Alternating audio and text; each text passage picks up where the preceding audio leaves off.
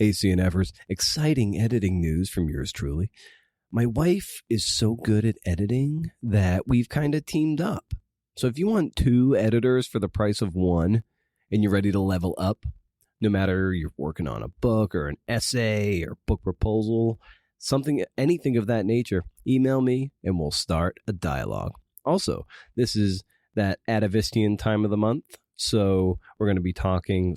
There will be some spoilers in talking with today's guests. So if you don't want the story spoiled, be sure you're going to magazine.atavist.com to read the latest story. This by Jana Meisenholder. But if you don't care, no worries. Okay. We were driving downtown, and then he immediately flipped a bitch, I guess you could say, and for lack of a better term. And that's going to be my teaser quote for this podcast now.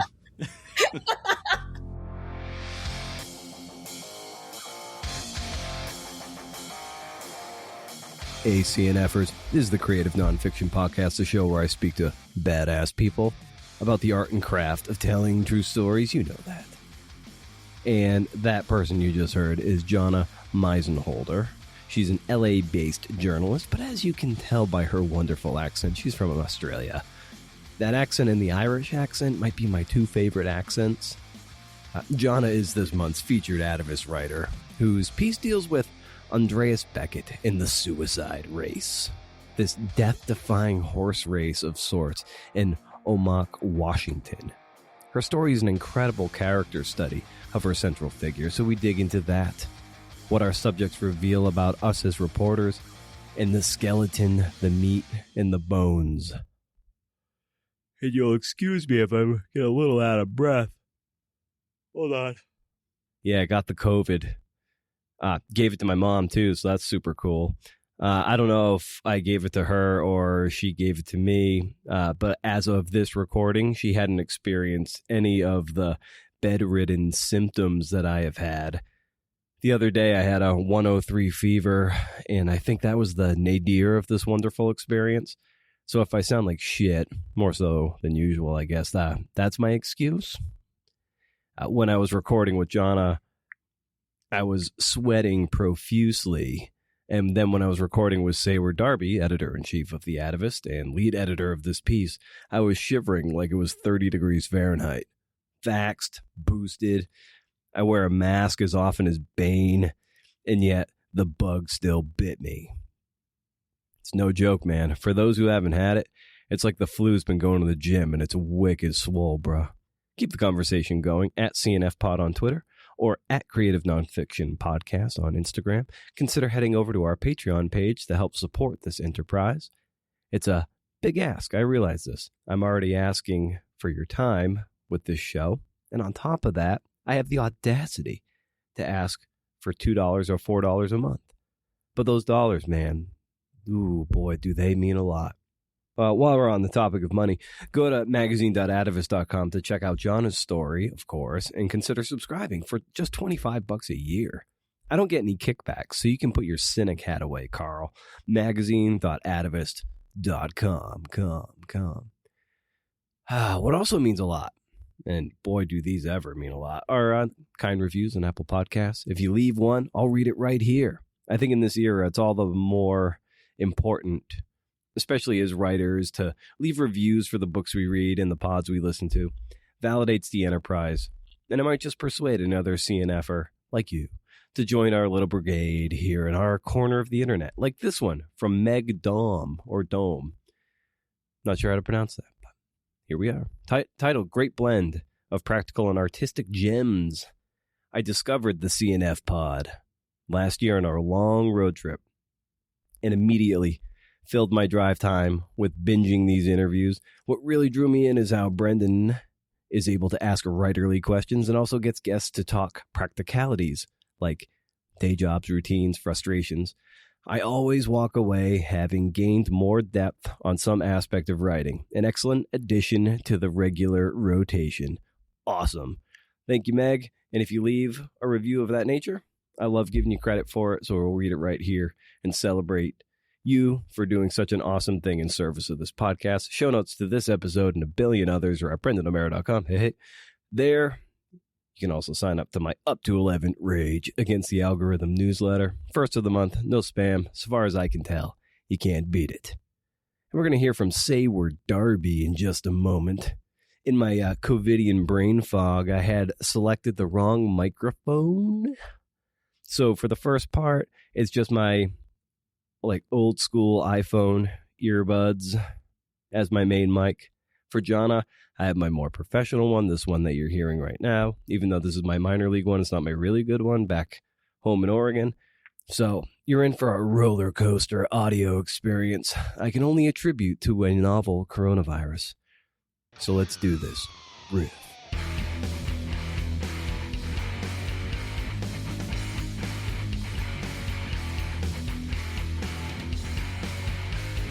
I never heard, or if you did, I forget, about this idea of the skeleton, the meat, and the bones. So you just walk me through what that means and as an organizing principle to the work. Yeah, I think that, there are obviously a lot of metaphors you can use for narrative nonfiction.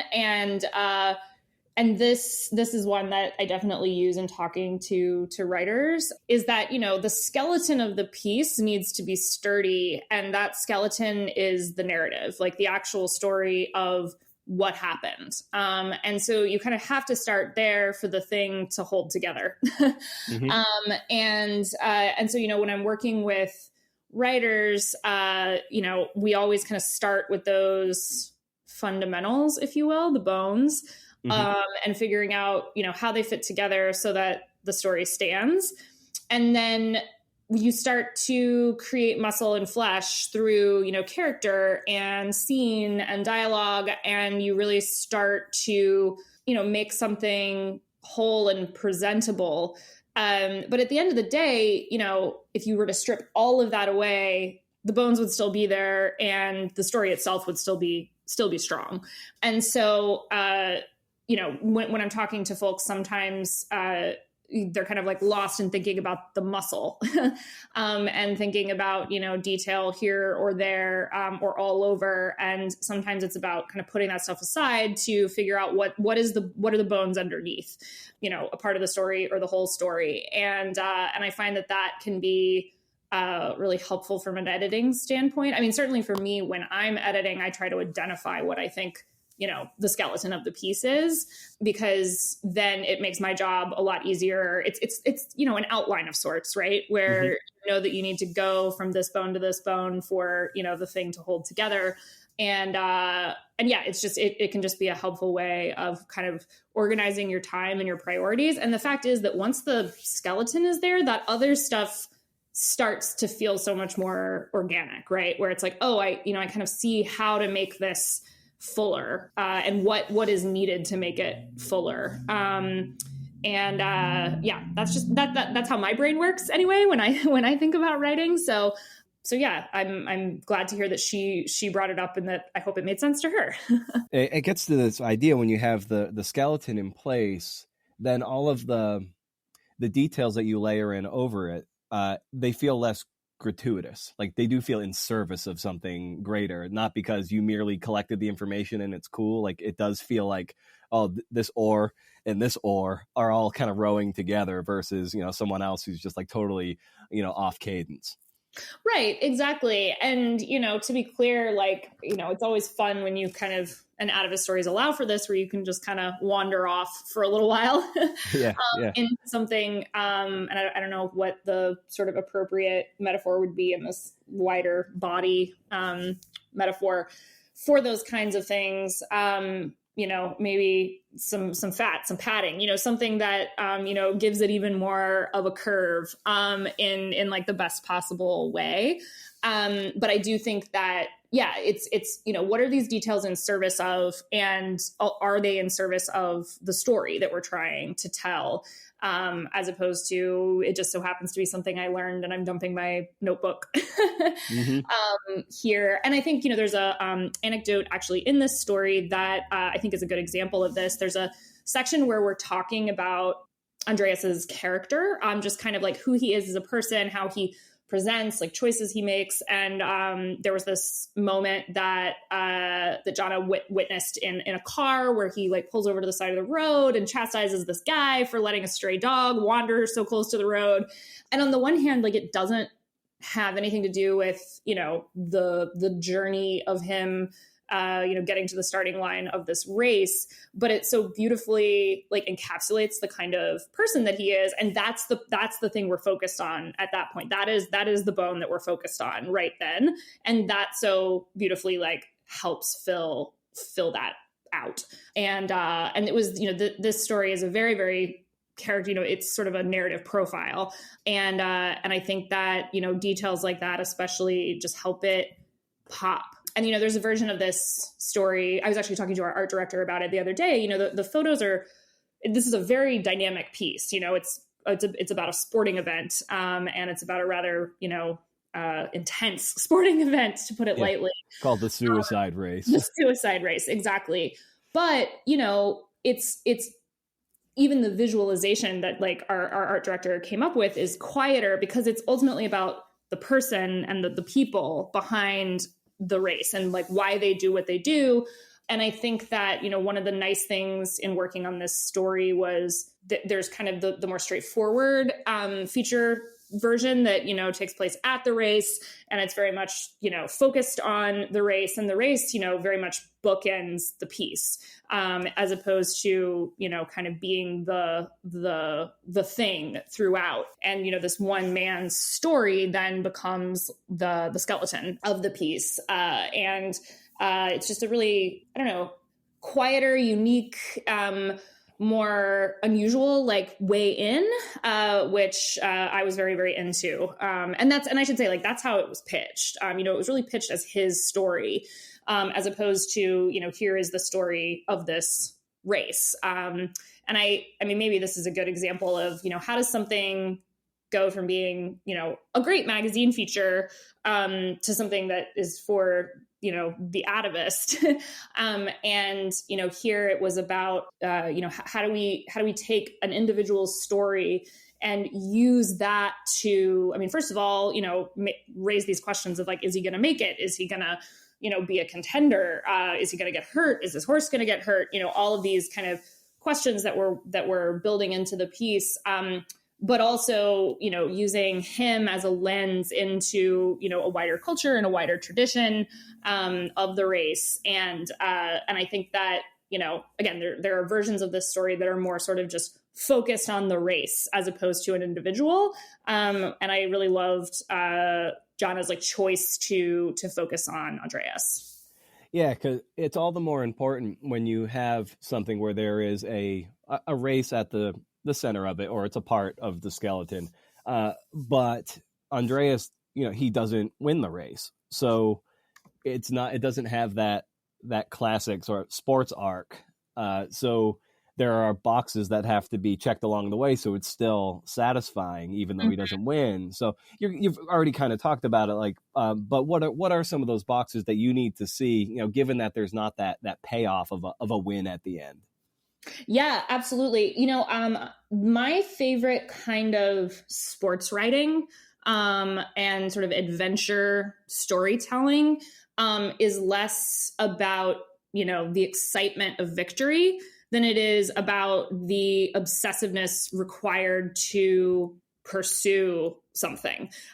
So, I mean, two great examples of this, one written, one filmed, but Barbarian Days by William Finnegan, you know, I mean, that book is so many different things, but it really is about like a singular obsession because, you know, with surfing as a lifelong quest, and it's kind of a continuous quest, right? It's like you're not seeking one thing, you're kind of seeking a wave over and over and over and over, and punishing your body and, you know, going to the ends of the earth to find a wave.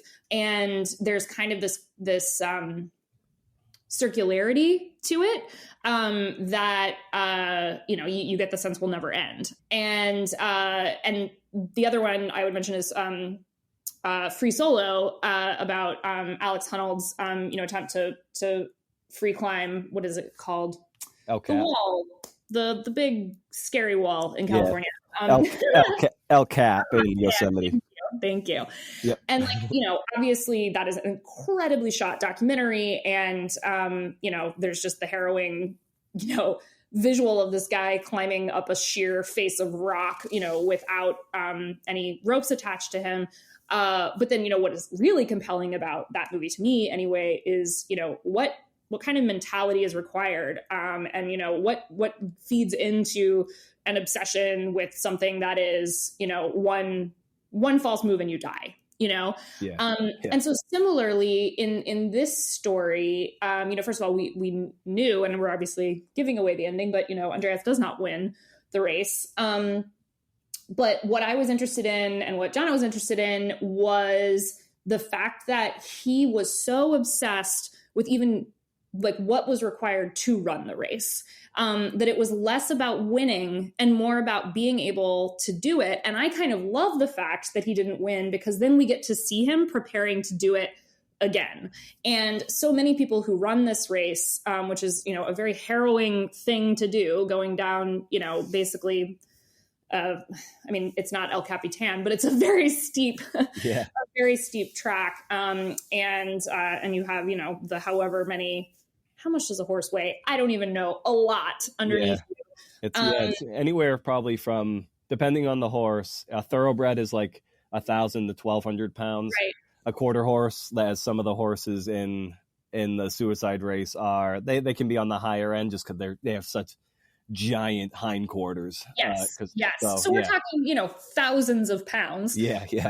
And so, just the sort of death-defying quality of it, what makes a person want to do that? What makes a person want to do it again and again and again? And, outside of Andreas, and we obviously are seeing his personal backstory, what led him to be like this, and, how much of it was innate, how much of it was, based on circumstance, which isn't so much a question we answer as much as we, sort of start to excavate the pieces of his personality and his experience. And then you start to see, too, that a lot of the people who he's trying to convince to mentor him so that he can run the race, they're the same way. They run the race again and again and again. And it's so much less about winning than it is about doing it and then doing it again. And so being able to tick off boxes throughout the story about character building, finding ways to do that,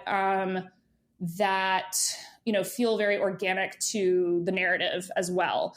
And so, those were really the boxes we were trying to tick were, how can we tell the story of the race, tell the story of Andreas's life, and show how these things essentially, came to intersect.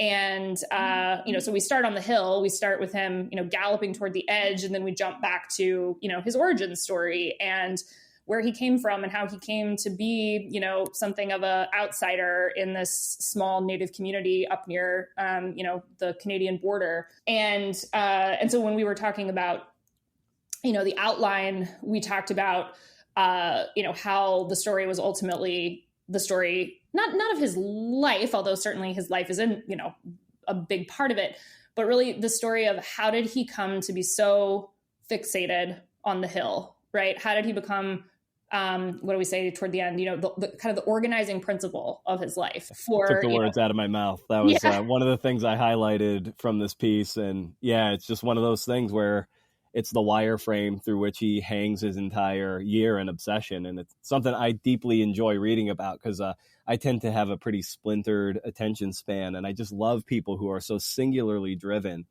and for no glory other than the sheer love of the thing. And It's just, I love that so much. And I loved reading about, his organizing principle.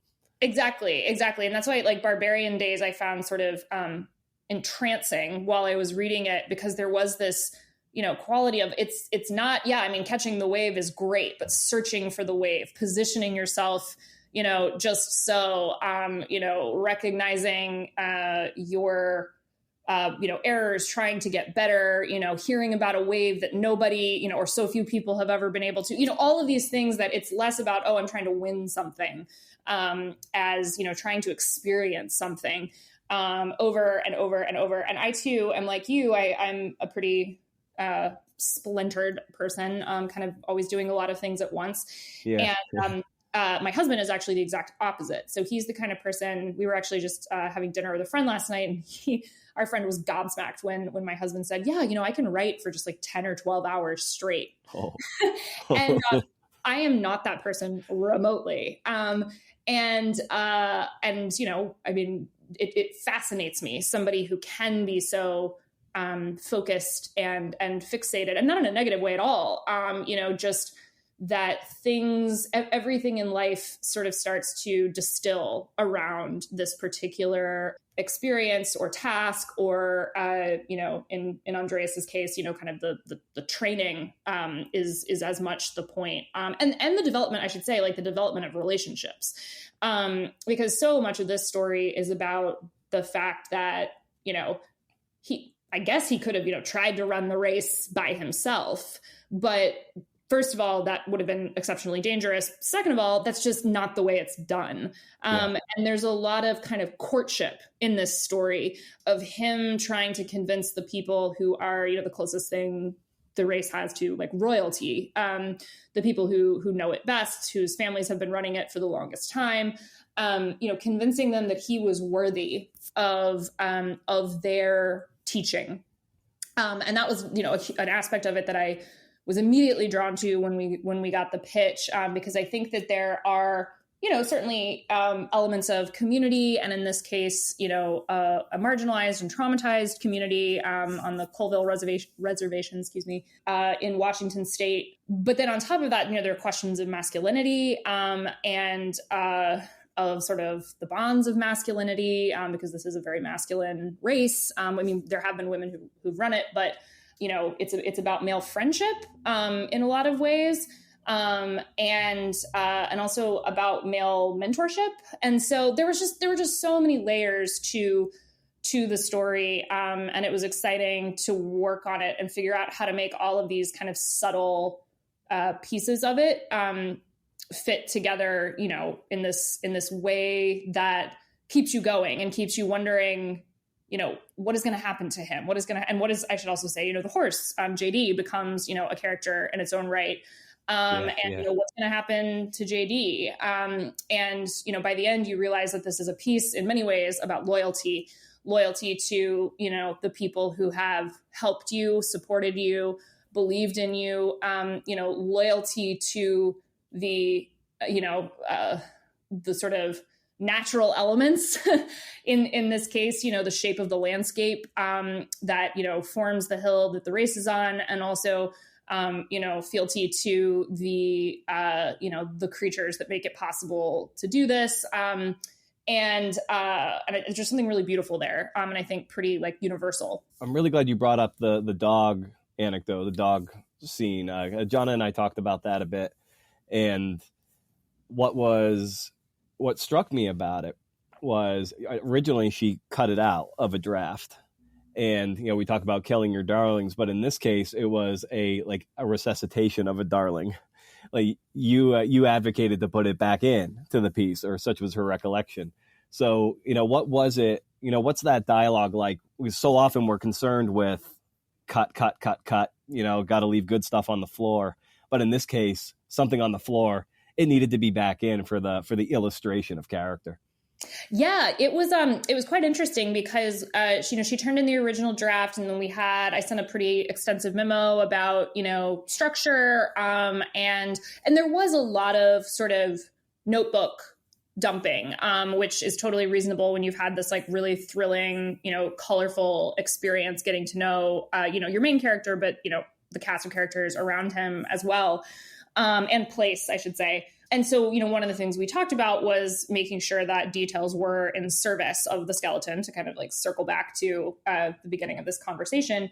And I loved the dog anecdote. And I don't think that I don't remember, I can't imagine that in the memo I said, cut this, I think more so it was, okay, this seems like it could be superfluous.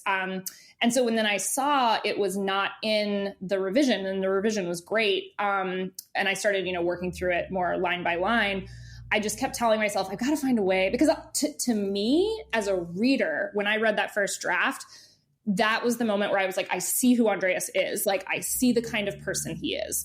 Incredibly compassionate, at the same time, a bit rash. And it just so perfectly, it made me just see him and understand him. And so I knew that I really wanted to try to work it back in. And so then in the course of editing, we ultimately come to this sort of quieter character building section that allowed us to put that back in. And I mean, to be clear, I think we would have found a way no matter what. But to me, it was, and look, things wind up on the cutting room floor all the time, and you pick them back up and you think about it and you're like, well, maybe, and you toss it back down, whatever it may be. But in this case, it was just such an illuminating piece of information. Not even that's doing it, not doing it justice. Like, it's such a compelling moment that, I knew that I wanted to put it back in. And I think part of it too, I will say, is that if I recall correctly, it was initially told as more of a first person anecdote because it was something that she experienced with him while she was, there reporting in person. And so I think one of the things we had kind of talked about is, dialing back a bit on some of the first person stuff, letting, things stand out for themselves, letting scenes speak for themselves. And so, part of it was also figuring out how to put that scene back in such a way that didn't feel like, okay, suddenly we're introducing first person in a way that, doesn't feel natural to the story. And so we had to tighten it a little bit, things like that. But I think, I don't know, it just really stands out to me in the story and stood out to me from, day one of reading the draft. Very nice. Well, we're going to turn this conversation over to Jana in just a moment. So, Sayward, always a pleasure. And it was so great to get your insights on this really fascinating character sketch and a fascinating race. So, as always, thanks for the time. Thank you so much, Brendan.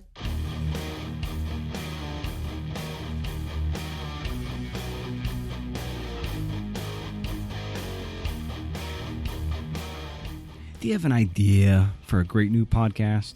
You can bring your idea to life and start your podcast today with Libsyn. Our podcast has been on Libsyn for, 3 or 4 years now. I can't remember. But we switched and we like it. Libsyn has everything you need to plan, launch, and grow your own podcast. Libsyn provides some of the best resources created by expert podcasters who will show you everything you need to know, like what equipment you should use, how to record great audio, how to get your show onto Apple Podcasts and other popular platforms, and much more. Plus, as a friend of CNF Pod, when you sign up with Libsyn, you get your first month of podcast hosting for free.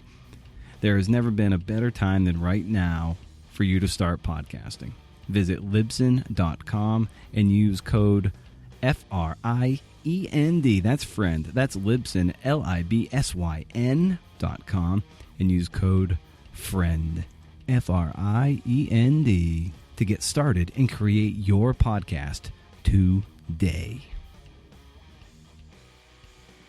All right, now, at long last, it is time to hear from Jana Meisenholder. Before I was set to speak with her a few nights ago, I was thinking I was going to have to reschedule somehow. I don't know when that was going to happen, but I was like, ugh. I was feeling pretty damn crummy. And I'm on the East Coast right now, still seeing my mother after her fall and stuff and all that around that. Go listen to last week's parting shot for the details if you feel like being super bummed. Jana is on the West Coast, and she just started a new job, so she couldn't record any in the middle of the day when I tend to record a lot of these things. So she was like, can we do 7:30 PST? I was like, all right, it's gonna be 10:30 EST. And I was like, okay, fuck, I think I can do that. So I was sweating in bed, breathing through my mouth, going from the bed to the floor and flopping around like a sea lion. Right up to the last minute, I'm thinking, this isn't gonna happen. There's no way, man. We're gonna have to just do this another time. But once we got going, I got into the pocket, dripping sweat the entire time, just everywhere. But she put a little fuel in my tank, and we got it done. So you've been real patient up to this point. So let's do this. Here's Jana.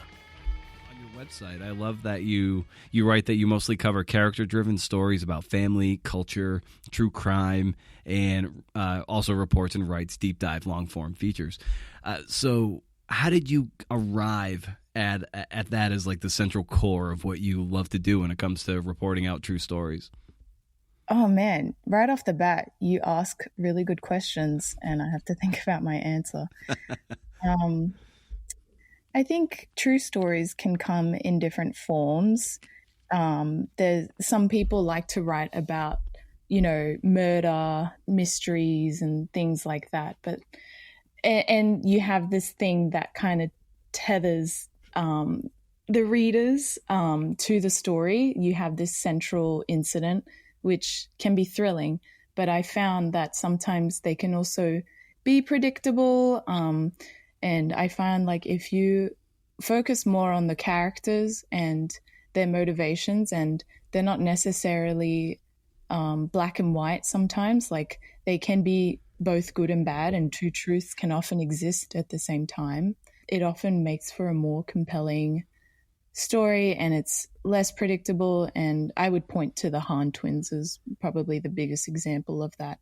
And I enjoy it. I genuinely enjoy it. And I like things where I get in there and I'm learning something in the process. And I think when I'm focusing on characters, I actually learn a little bit about myself too. And I start questioning my own motives and like questioning decisions I've made in my life, because I'm focusing on people and the people at the heart of the story.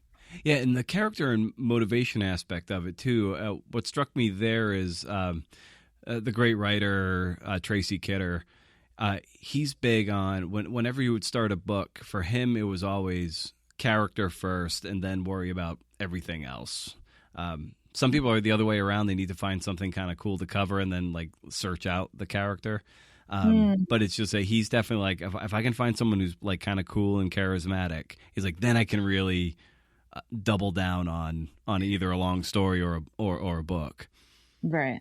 I think with the Rolling Stone article that I did on Black Cowboys, and I honed in specifically on one person. His name is Justin Richard, and he was a cowboy from Texas. He unfortunately got killed by a drunk driver in early 2020. But how I came across that story was both a combination of just him being a very charismatic character and individual, and just the news peg of it with Lil Nas X's song coming out around that time. And just, it was a huge hit.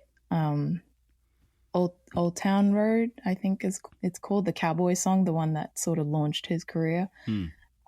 And how I found Justin to be charismatic, and this is so silly, but it was just, he wrote on his Facebook, and this was before I'd even reached out to him and decided like he would be my main character as my journey into Black Cowboys.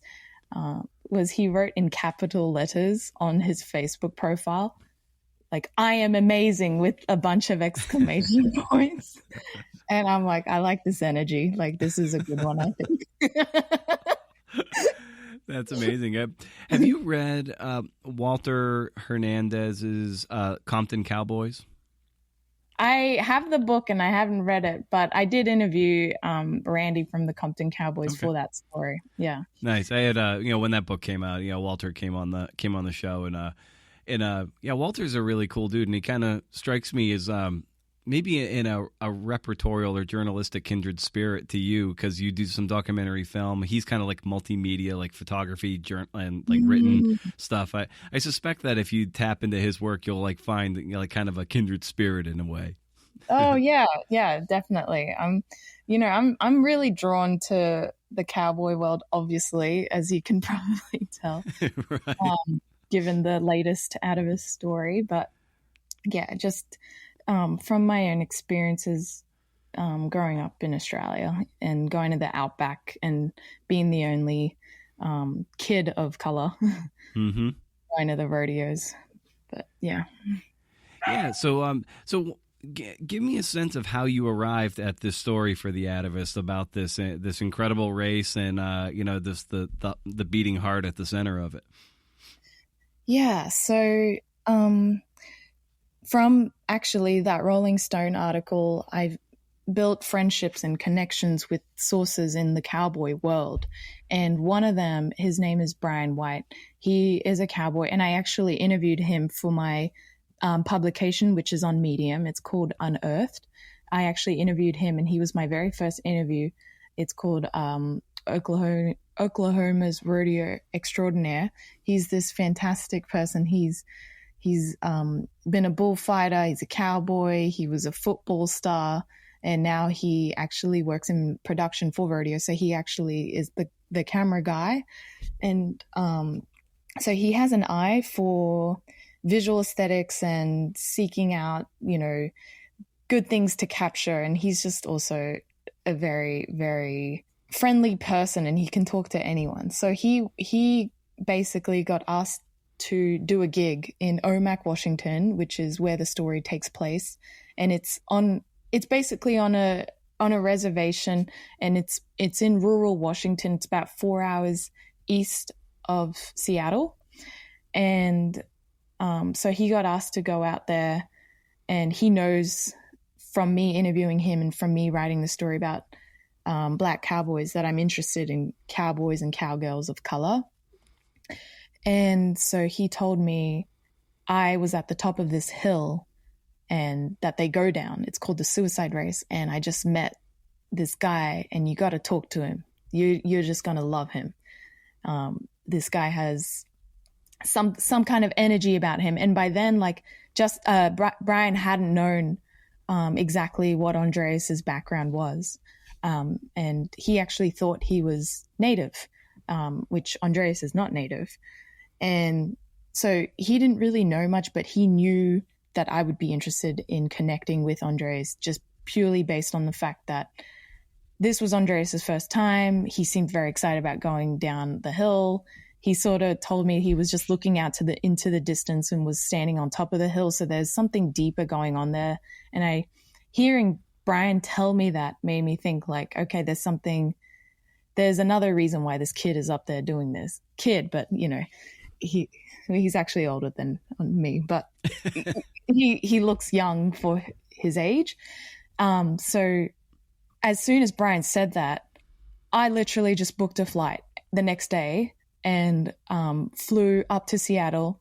It was a struggle to get a rental car because this is the biggest event for this tiny rodeo town, rural town, and all the hotels were booked, and I actually had to stay in 3 different motels, on different nights. And whatever, I made it work. It was smoky as hell too. I didn't really pack much stuff. So I was wearing the same clothes for 3 days.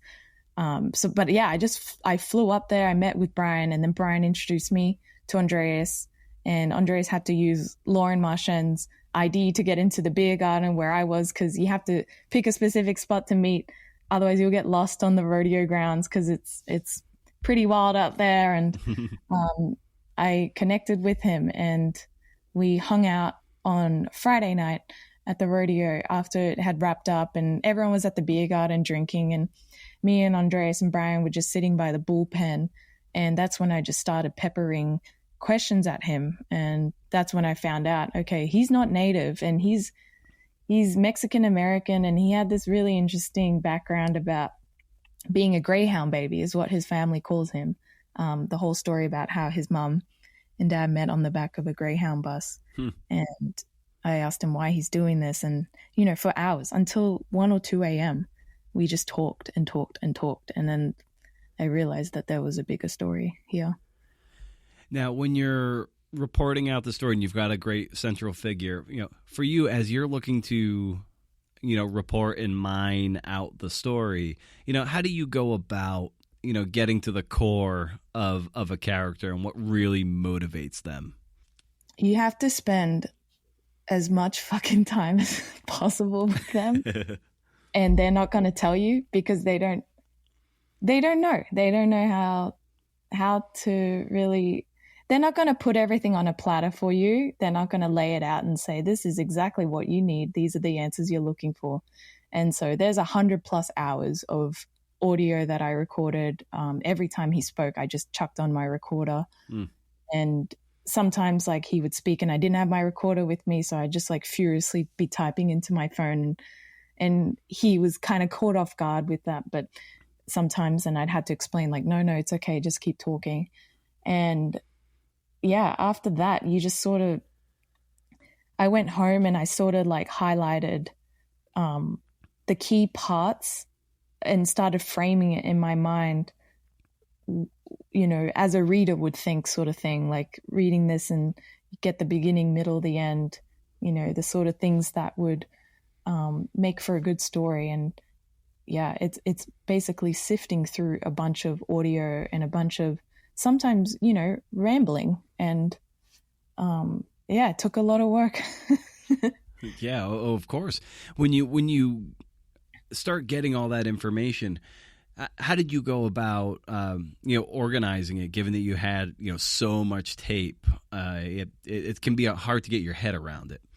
Right. So I actually tried to transcribe it initially. Then I was like, this is just getting out of control. There's too much audio footage here, recording here. And then so I did it through a transcription service called rev.com. And so that, I was able to download that in PDF form. And because it is dialogue, it's a little easier to sort of speed read. And I literally would just read it and then write it. Actually, it was Sayward who told me this term called the skeleton, the meat, and the bones, and the actual title of the document where I'd highlighted all the key points and key milestones in his life and sort of the quotes attached to those things is in my Google document called the skeleton, the meat, and the bones. Talk a little bit more about that. That's I've talked to Sayward a billion times and I've never heard her say that. The skeleton is, I'm sure she can describe it better, but how I understood it was the skeleton is sort of the thing that you can always come back to, the backbone of the story. And you sort of use that as a guide because again, like there was just so much going on. There's so many things that, we ended up culling and you got to always stick back to that flow of, and go back to that backbone. And then the meat is like the quotes and like the little tidbits that add to that thing. So I guess that's what she was going with that. And it was actually a very helpful visual for me because I literally envisioned like a skeleton and I'd be like, okay, this is the meaty part of the arm. Okay, we'll add that there. Yeah, and you bring up a great point too. Like, given that you had so much material that you had to, cull or leave a lot of good stuff on the cutting room floor, the old classic thing of killing your darlings. So, what was when you're going through and you have to cut things that are objectively probably very good scenes? How do you go about making those decisions? Honestly, a great editor helps, and that's where Sayward came in. But before that, and when I wrote my first draft, before Sayward had laid eyes on it, I thought like a reader would, and I was reading it and being like, oh, well, that was ultimately distracting, and it might be interesting to me, but it doesn't really service the story. So, like, for example, one of the things was I stayed at the tribal casino during the duration of my reporting trip, and I overheard Mandarin. So I speak Mandarin, and I overheard Mandarin, and I was like, what the fuck? And then I turned around, and there was like Chinese guys that were at the blackjack tables, and I was confused, I was just like, why are they in rural Washington? Why are they on a reservation? Like, what is going on here? And then I spoke to them and I asked them what they're doing here. So they basically after Washington, the state legalized marijuana, a lot of laborers from China actually came out to Washington to start pot farms.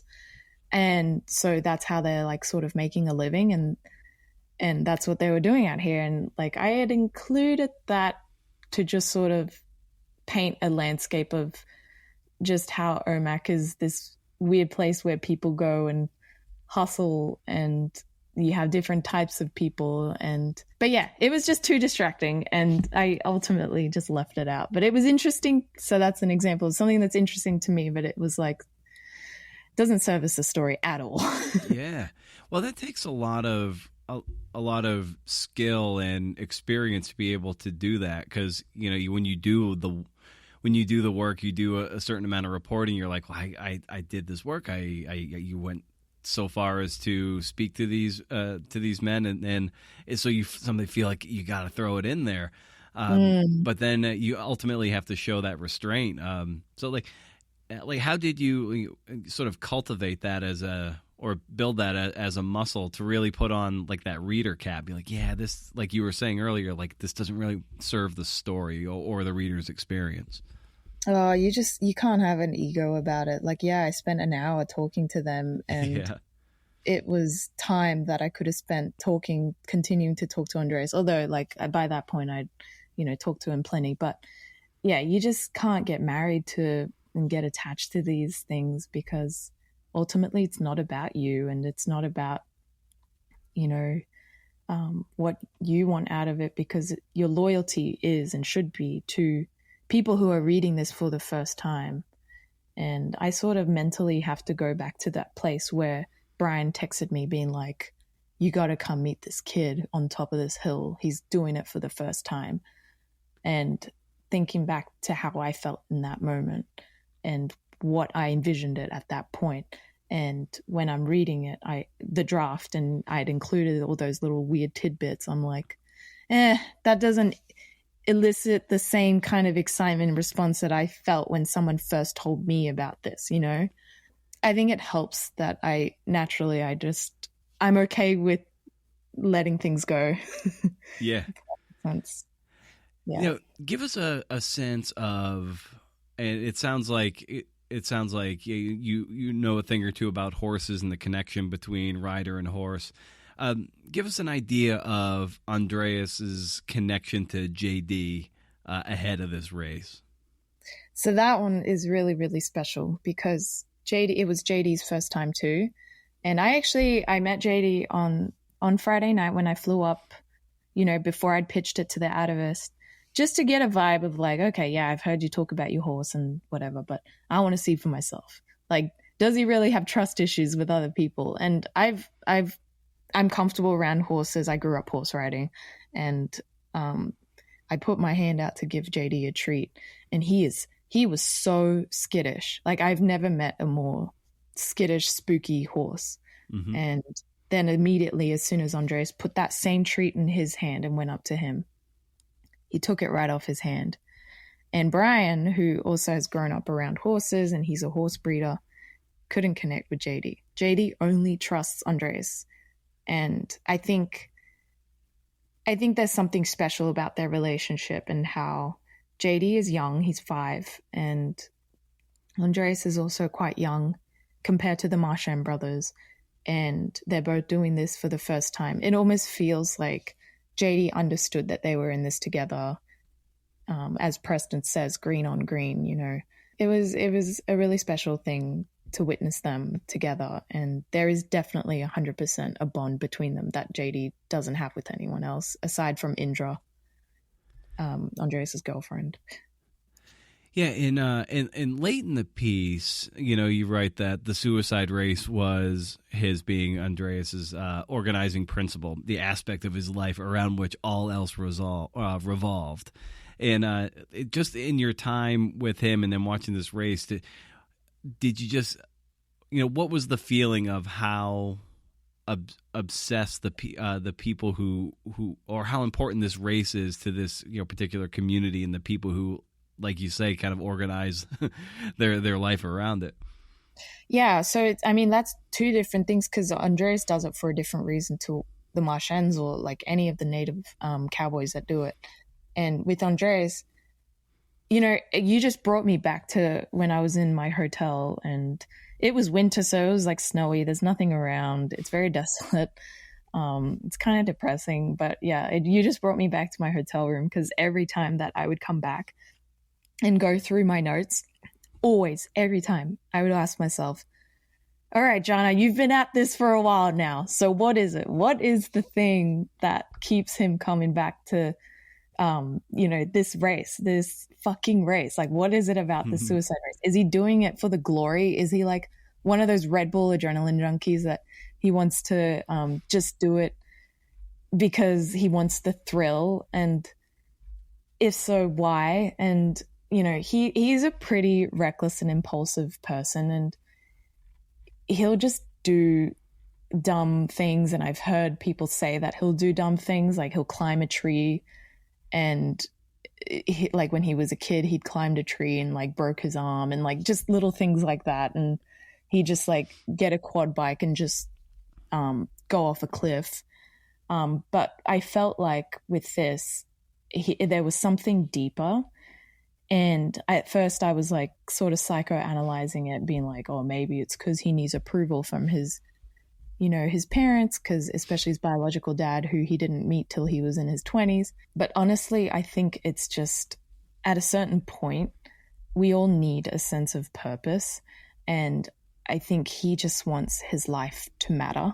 And I think that's why he does it. And there isn't some specific example. And speaking about being married to a concept, I was having a hard time letting go, just being like, oh, he wants to do it because it means something to him. I was like, no, there must be some deeper psychological reason to this. But it really is a combination of things that made him feel like, I have to make sure my life matters. Like seeing his friend die, seeing his aunt and uncle die. Speaking of Indra, his girlfriend, she told me the story about when they went mountain biking a few years ago, and she sent me the video actually, and this didn't make it in the piece, but he flew off and landed and face first, and like had a concussion, knocked all his teeth out. That's why his teeth are all like kind of broken at the front. And ever since then, like she's always been worried about him. Yeah, she ultimately supported this decision because she understood there was a deeper meaning to it. It's like you're constantly surrounded by death, destruction, and you didn't have the greatest relationship with your family, and you're 30 and you found out your dad has schizophrenia, and you're worried you might get that too. And he just wants his life to mean something. He wants to leave a legacy behind, as we all do. And there is some common, feeling between his motivation, what I just described, and the Martians. And I think maybe that's another reason why they sort of took him in, is like they also lost people in their lives, and they're also surrounded by death, suicide, and things like that. And they need to do something that makes their life matter, and they can leave a legacy, and it gives their life meaning, and you sort of come out stronger. And the hill is just a representation of how they feel about all that. It's not just about like getting on a horse and going down a hill. Everyone has a story. Every single one on that up there has a story.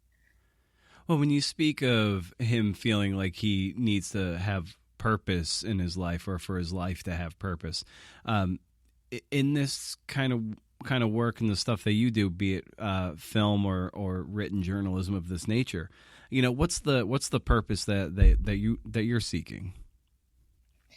I think I was in ESL until high school, and I think like I had to prove to myself that I could string sentences together. Mm-hmm. And honestly, like Saywood makes this piece really shine. She really, really does. Like she really polished it up for me. But I do deserve some credit with how I was able to sort of put together the main pieces, and that means something to me because I grew up in an agricultural part of Brisbane, which is in Queensland, Australia, on the east side of the country. Mm-hmm. And it's farmlands. So a lot of the farm areas is a lot of, white kids. So actually I was one of the very few Asian kids in my school. And so ESL, it was like I got plucked out of my classroom and I would go and, go with the ESL teacher who was actually very lovely. And I almost want to track her down and send her this story. But oh yeah, you gotta do that. Yeah, that'd be cool, right? Yeah. But yeah, it was like a very singling out sort of moment. And I've always just wanted to do better with the English language and just really prove that I can tell a good story, because it's in my head, like I can tell good stories in my head, but putting it onto paper and making it eloquent and making it easy to read, that you're just consistently, keeping people engaged, is a whole different thing. And it's more impactful that way when you can do that, instead of just like keeping it all in your head and telling it over drinks with your friends or something. Like this format that the Atavist has is just a beautiful way of storytelling. So that's where I get a lot of my meaningfulness. But I also, as a general thing of finding purpose, I think it's just being able to tell good stories, and particularly stories that haven't been told before, and going back to like the unpredictable nature of stories, I like that too, because it's unexpected, and maybe people don't expect that from me. Or I don't know, I get a lot of meaning from being able to just tell impactful good stories featuring underdogs and interesting complex characters who have a lot of twists and turns. Yeah. Well, kind of getting back to, Andreas and his, the suicide race being his organizing principle. You're kind of alluding to it, but I just want to dig in just a little deeper about, like, what would you identify, in your work as your organizing principle? Damn, you ask really good questions. It's my COVID fever dream. I don't know. I don't know. No, I like it. You should always be sick. No, I'm kidding.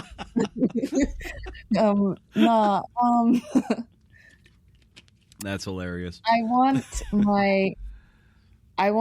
my, oh God, this is such like a trope, but I want my mom's sacrifice to mean something, like all that she sacrificed to bring us to Australia. I want that to mean something. And I ultimately, above that and above, because I'm a grown woman and I don't need my mom's approval all the time anymore, but I ultimately also want my life to have meaning. And sometimes when you're an immigrant kid and you don't speak the language, sometimes your voice isn't totally heard. And so I spent a lot of my childhood feeling unheard, and now I finally sort of get to feel heard, through journalism. Yeah, well, that's incredibly profound. It's a way, like you're saying, for being, I don't know, invisible in a sense, and now, and now you've got, not only do you have some platform, but you're able to broadcast from it and say, like, listen, I am here, I have value, I have something to say, be it my story or other people's stories, but it's your voice that you're finding. Right.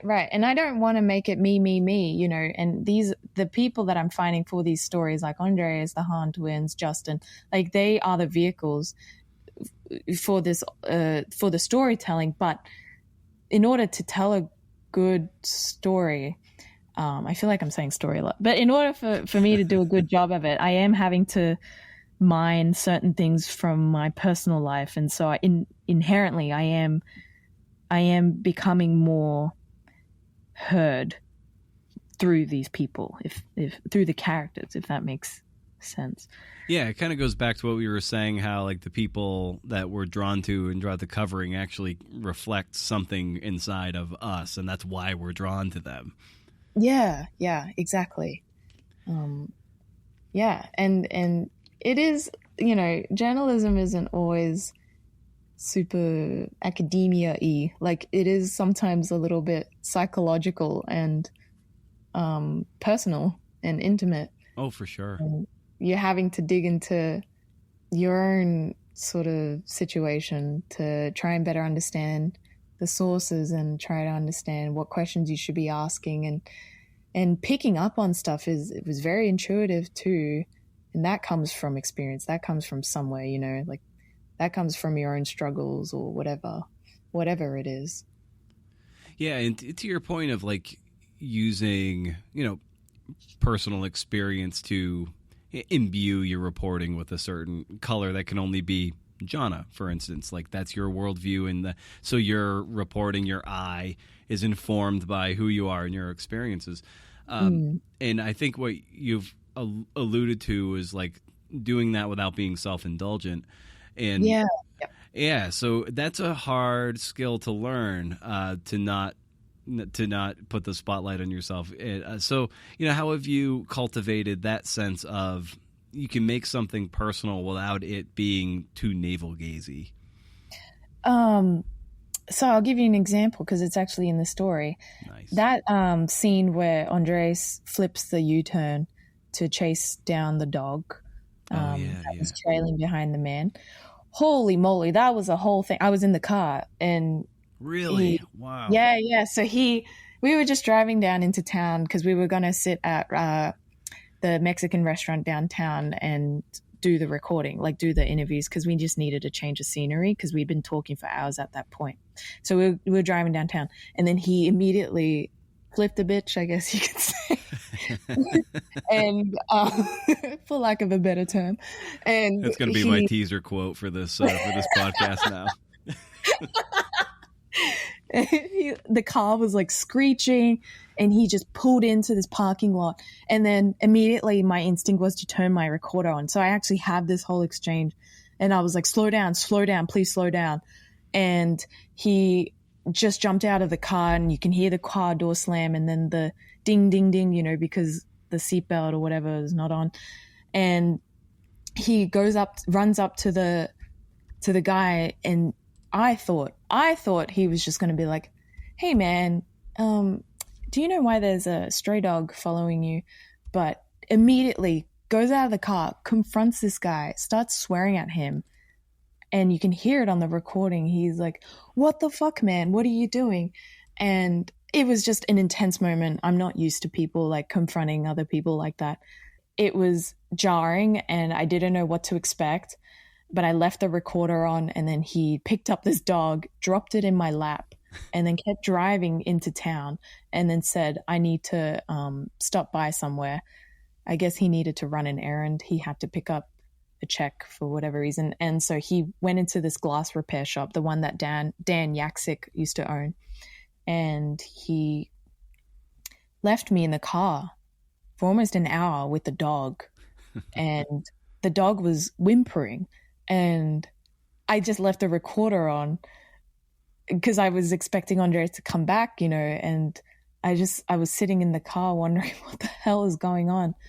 And then eventually he came back out. Well, I texted him, and then I went in, and I was like, hey, what's going on? And then he eventually came back out, and he was that's just who Andres is. You just can't sit him down in one place. So that's another thing, it was very difficult to interview at times, but yeah, so he left me with this dog, and we put that story in there because I found out through Indra that,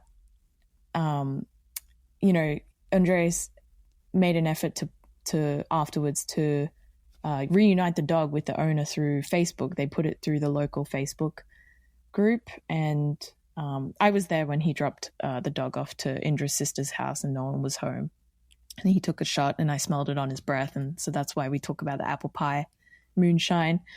And yeah, I actually took that story out in the second draft, that scene out in the second draft, because I'm like, I'm making it too much about me, but you can still tell a good story because in that scene, actually, there's no me, there's no like first person or whatever. Right. Like it's just the story itself, and it's assumed I was there. But that was Saywood helping me. She actually put that story back in, and she actually like changed it around so that we're not making it too navel gazing. But she really liked that story and that scene because it paints a picture of who Andreas is, this reckless, sort of daredevil, adrenaline junkie kid who's sort of like Mother Teresa underneath all that. He wants to reunite the dog with the owner. And so we ended up putting it back in. But yeah, that's an example of something that I felt was too navel gazing. But if you just change out the words and you don't have to say, I was this, I was that, you can still, include a good example without being too self-indulgent. Well, yeah, the I or your presence is more, it's implicit, it's felt versus just being like hit over the head, be like, yes, I was here and the dog was in my lap and I was trying to console it. And it's like, okay, if you had gone in that direction, it'd be like, okay, is this in service of what you're doing? But it's like, but it's not. It's not that way. Right. And, sometimes it puts people off, I think, if you make it too much about yourself. Oh, 100%. The fact that you brought up this dog, the dog anecdote, I had a sentence highlighted just after that, and you were talking about how his impulses are. That he's very impulsive, and you're right that's the thing about Andreas's impulses. They're almost always in service of what to his mind is the right thing to do.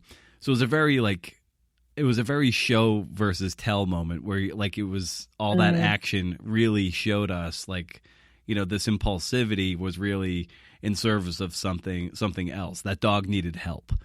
Right. And it sort of connected, because he probably saw himself in the stray dog. Right.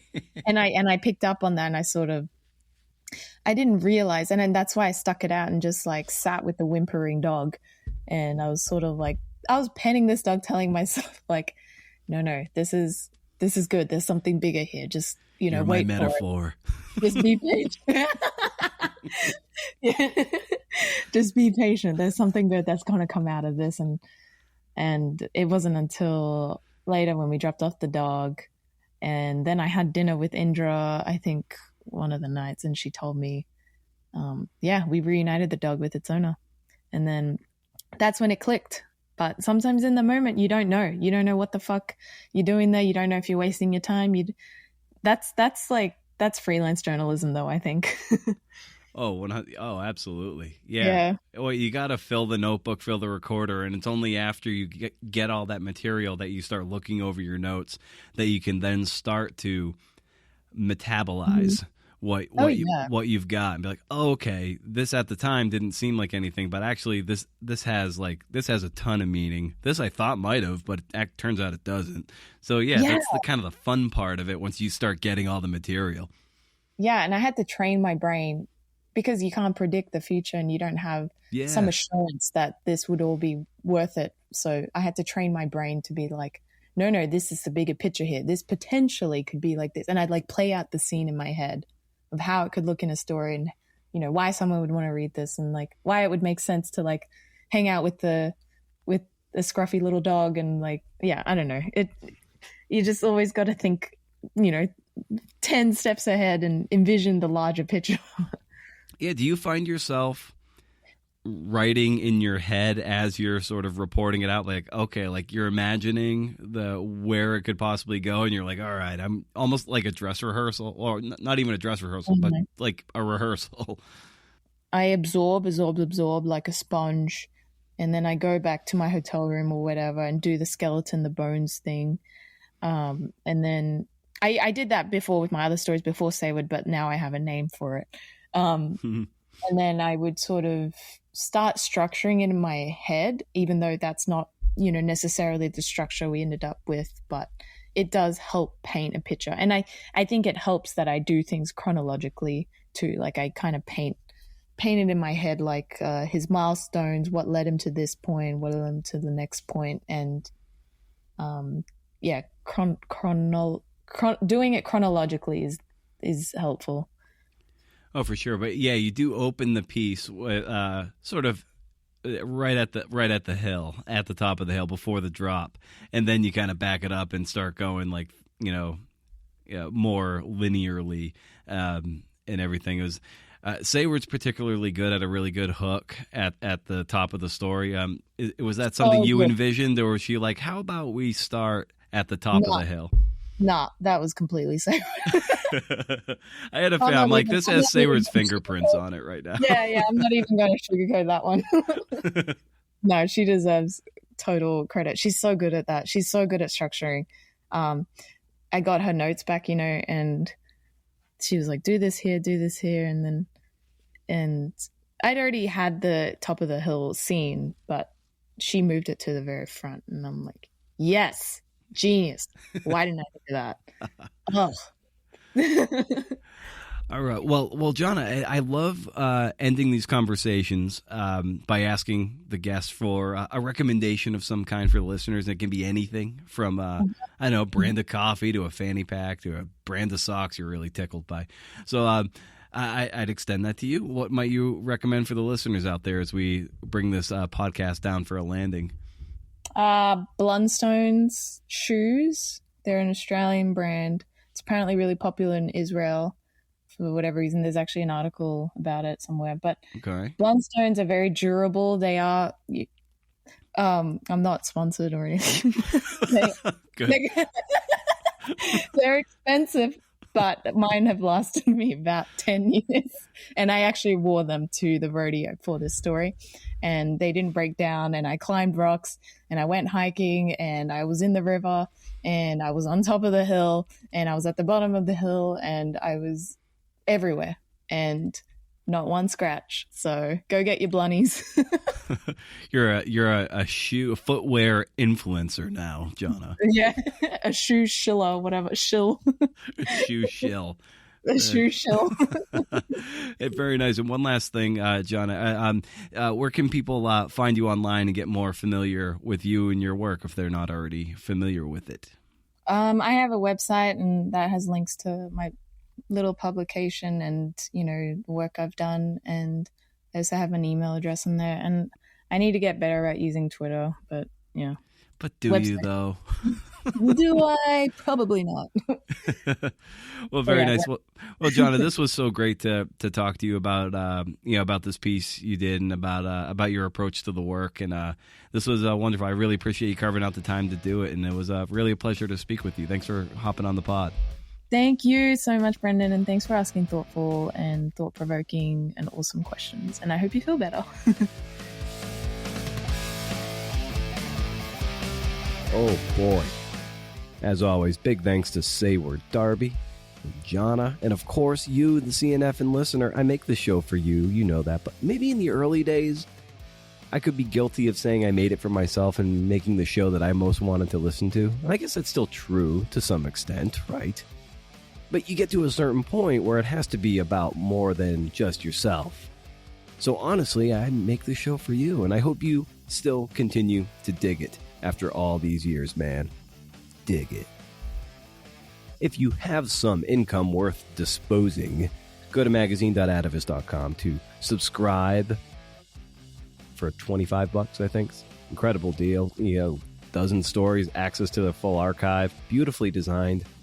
I mean, if I sound like I'm just too salesman-like, I don't care. I don't get any kickbacks from this. I love what Sayward and Jana and all the designers and the editors and the fact checkers do. It's the kind of storytelling I love. I wish I would. Writing for the Atavis would be a bucket list item, but I don't think I could do it since I have this little thing with them. I think it would be a conflict of interest, but maybe one day when the podcast is dead. So, point being, if you have a little extra money, consider subscribing to them. And if you have some, like an extra little bit of like coffee money, go to patreon.com/cnfpod. Window shop, $2 or $4 a month is all I ask. I've been a little lazy regarding the transcripts and such, but shit's been bonkers. And I've been crying too much to think about much anything else besides sadness. So, as some of you know, my mom is now in this rehab center after a fall, which wouldn't be such a big deal if it weren't for her dementia. Well, without short-term memories, she's in this constant loop of, how did I get here? And then fear and panic and, my God, the depression. And she just feels like she's been disposed of, thrown aside, and she just can't, kind of function with 100% autonomy. So Sunday, July 24th, in the evening, I start feeling a little weird, a little bit achy. I was peeing like every 20 to 30 minutes. And I wasn't even drinking that much water, but it was just like constant. And my wife complains of my overactive bladder like it's an affront to her character, but this was something altogether different. By Monday morning, my joints were starting to feel brittle. I had a sore throat. The skin was starting to get achy. I'm like, oh boy. And my wife Googled about COVID and excessive urination, and apparently it's a thing. So now I was like, fuck. So I go to Rite Aid to get some rapid COVID tests, and the pharmacist hooked me up with 16 of these fuckers, 8 for me and 8 for my wife because health insurance, I guess. So I'm flush with COVID tests. So if you need one, go to patreon.com/CNFpod and get a COVID test. JK. I got back to my sister's and I read the instructions and tickled my sinuses for 30 seconds. Did all the things, dripped the solution onto the card, and it was comical how fast the positive strip lit up. Like I still waited the 15 minutes because I was like, maybe that thing goes away. Nope, it was like, fuck you, you've got COVID. Had to call the place where my mom's staying, and she's got like one functioning lung, and she's 83 years old, and COVID feasts on that demo. So they tested her, boom, she's positive. They took her to the 3rd floor to isolate her, and she apparently thought the nurse was going to throw her out the window. Like, seriously, that's the dementia thing. The nurse gets me on the phone to try to settle her down, and she's in this panic. And I'm like, hey, Mom, listen, I tested positive this morning, called the place. I'm like, I was worried about you. So they tested you. Turns out you're positive. So they're just isolating you on this floor, and they're moving you because, you've got this thing. And she says, can I trust this nurse? And this nurse, Jen, she sounded super sweet on the phone. And I'm like, yes, she's very sweet and you're in very good hands. And she was, all right, like, if you say I can trust her, I will trust her. I'm like, yes, you can definitely trust her. So then, part ways on the phone. So far, Mom hasn't had any real symptoms. Nothing like I've been wrestling with this week. She just had the cough I was worried about late last week. It's a bit of a wheezy cough, but aside from that, knock on wood, nothing severe. Let's put it that way. At last, my sister came back from her trip with her daughter, so she can visit my mom now that I can't for at least 10 days. I have to admit, and I feel kind of awful saying this, but given how emotionally wrung out I've been the last 2 weeks, like getting sick and not being able to see my mom for a short time is something of a relief. Like I needed a forced break from the intensity of it all. Like I'm weary putting that on the record, but it's been kind of killing me, And you want to know the real fucking kicker? For all the stress, for all the days I couldn't get down a bite of food because of stress and nerves and sadness, for the gallons of tears that had just poured out of my face, for being away from my wife and home and dogs, my sister said, Mom has little to no memory of me being there. It's like, ugh, all that bleeding. Was it for nothing? But not in the moment. But she has that single moment that she can hang on, be it fleeting as it is. And we have to live with the sum total of the moments as they start to pull your nose under the water. And as I record this, I was supposed to be on a plane back to Oregon, and now I'm here for at least another week before I can safely fly again and then consider next steps regarding my mom's care and the long-term plan for her living post-rehab. And my sister's been incredible with just getting me food, coffees, just incredible hospitality. She's wired like that. She's incredible like that. Anyway, in the end, I'll have been away, I think, for nearly a month. On paper, that doesn't sound like much, but when you haven't had so much as a hug from someone in 3 weeks, when all you've wanted was a fucking hug because you're on this island, and then you get this goddamn mutant flu, and you can't be within spitting distance of anyone for 10 more days, you can start to feel your sanity start to fray, If you could, man, maybe just send a digital hug my way. And if you can do, interview. See ya.